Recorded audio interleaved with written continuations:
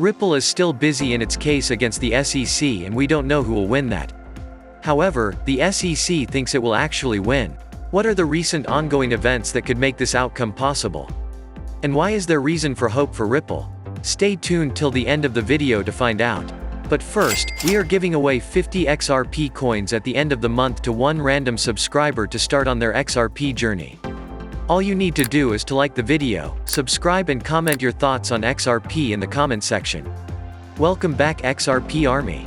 A significant stride forward in the SEC versus Ripple Labs case, according to many members of the Ripple community, will occur in the year 2022. With expert depositions coming to an end on January 19th, there should have been a constant stream of information streaming from the courtroom at that point. Yet another delay, according to a joint letter written by the SEC and Ripple, is possible. A joint file prepared by former federal prosecutor James K. Phelan includes the following information. Due to the spike in COVID infections, particularly in New York City, related travel difficulties, and unanticipated personal matters for certain expert witnesses, the parties request leave to postpone the remaining expert depositions to February. The Securities and Exchange Commission, the SEC and Ripple have both set the deadline as February 28, 2022. By the way, did you know about this news? Let us know in the comment section down below. It should come as no surprise that many members of the XRP community who were offended or angered found it difficult to keep their emotions under control at this time. The fact that Ripple agreed to the conditions of the agreement was purportedly the source of some fury among the public. For his part, Phelan, it was him who made the following statement. Throughout this lawsuit, the legal team has never let us down or backed away from any truly important battle. This will take time and we have to have patience and not turn on each other or the Ripple team. The SEC would love to see us turn on each other. Don't give them that. Phelan also warned XRP investors that Ripple's rejection to the SEC request for an extension of the deadline would leave a poor image on the market. Investors in XRP, on the other hand, are likely to assume that they have a great deal to be unhappy about in the cryptocurrency. Thousands of Bitcoin investors are angry with the asset's delisting from major exchanges, which they believe was a mistake. Furthermore, they believe that the stock's price performance is tied to the ongoing dispute with the SEC. In addition, certain XRP holders' assets, such as those invested in retirement accounts, have been frozen or otherwise restricted. Having said that, there is a feeling of impatience even on Ripple's side of the equation. In response to a statement published by the SEC, the company's general counsel, Stuart Alderoty, reacted to an allegation SEC Chair Gary Gensler had highlighted how high-impact SEC cases may deter other firms from crossing lines. As a result of this approach, Alderoty believes that it has a chilling effect since it does not clarify what is acceptable and unacceptable in a legal sense. He wrote the following on Twitter, because after all, that's why the SEC plays the delay card and uses it to their advantage. So much for justice delayed is justice denied.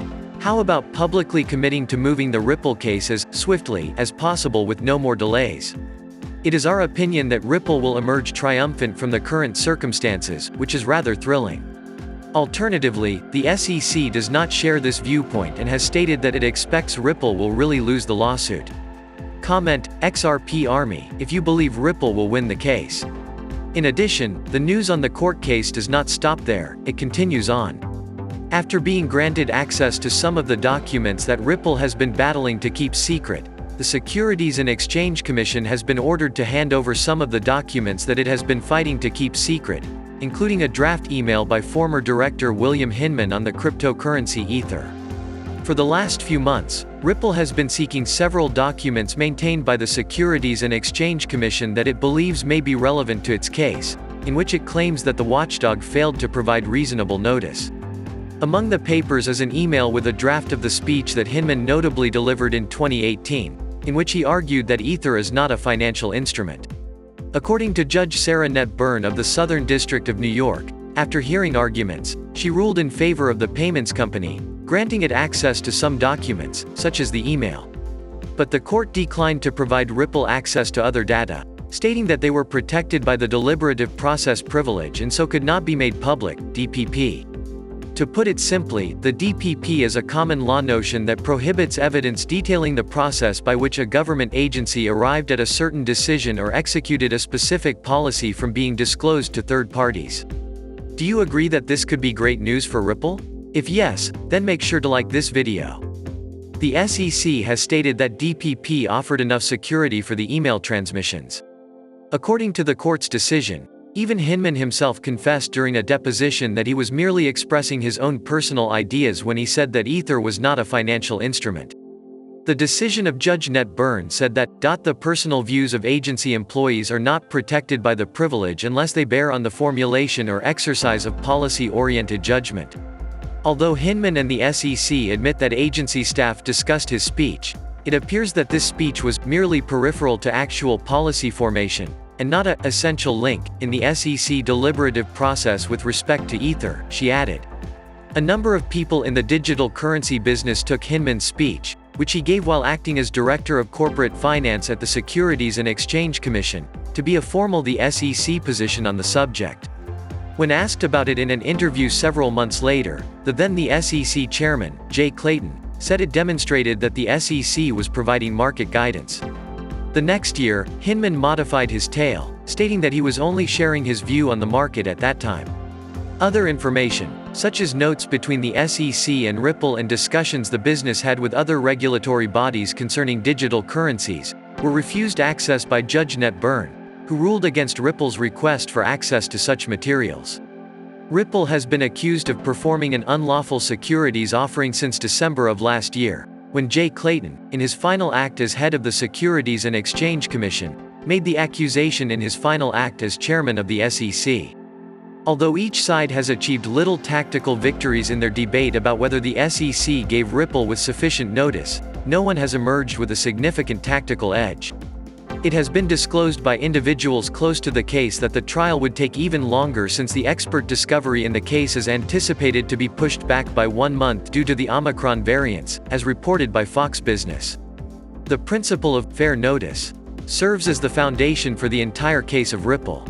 According to Ripple, the Securities and Exchange Commission has not established clear guidelines that a reasonable person may interpret as indicating that digital currencies, such as XRP, qualify as securities under the Securities and Exchange Act of 1934.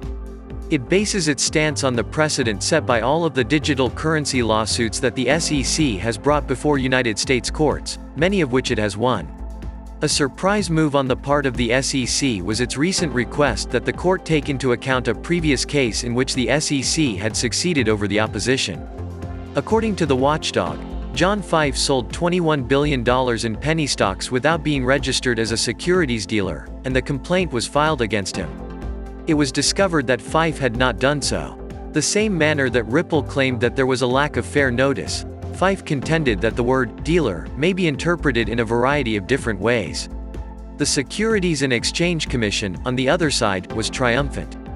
Ripple's argument focuses around the terms investment contract and depository receipt, which are both used in the cryptocurrency. What do you think about this news on the Ripple versus SEC case? Who do you think will win the case? Let us know in the comment section. If you want to continue to know about XRP, we have got 2 videos waiting for you on the end screen to check out.